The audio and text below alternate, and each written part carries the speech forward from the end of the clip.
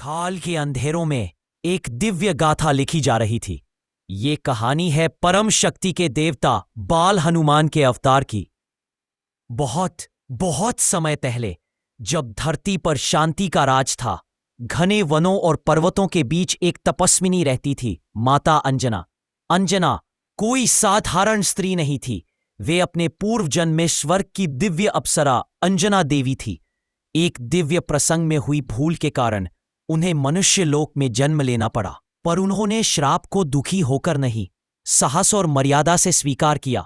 धरती पर आकर उन्होंने एक कठोर संकल्प लिया कि वे तपस्या करके अपनी दिव्य पहचान वापस पाएंगी, और इसी तपस्या को समर्पा कर वे एक शांत पवित्र वन में निवास करने लगी। दिन बनते गए, संकल्प बढ़ता गया, और उनके हृदय में एक ही प्रार्थना थी, हे देवाधिदेव, मुझे एक ऐसा पुत्र प्रदान करिए जो धर्म, शौर्य और प्रेम का रूप हो। उनकी तपस्या की ध्वनि धीरे धीरे आकाश को चीरकर कैलाश पर विराजमान महादेव तक पहुंची। शिवजी प्रसन्न हुए और उन्होंने अपनी अनंत शक्ति का एक अंश प्रकट किया। उसी समय अयोध्या में राजा दशरथ पुत्र कामेष्टि यज्ञ कर रहे थे। यज्ञ की पवित्र अग्नि से अग्निदेव प्रकट हुए, दिव्य प्रसादम लेकर।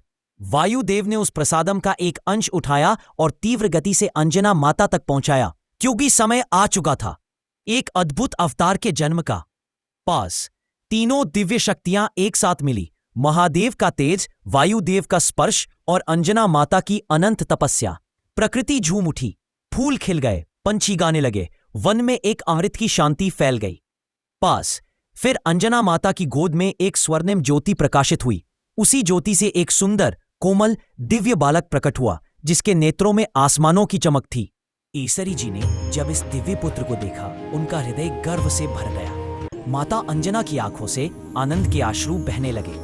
वही दिव्य बालक आगे चलकर महावीर हनुमान के नाम से विश्व में प्रसिद्ध हुआ।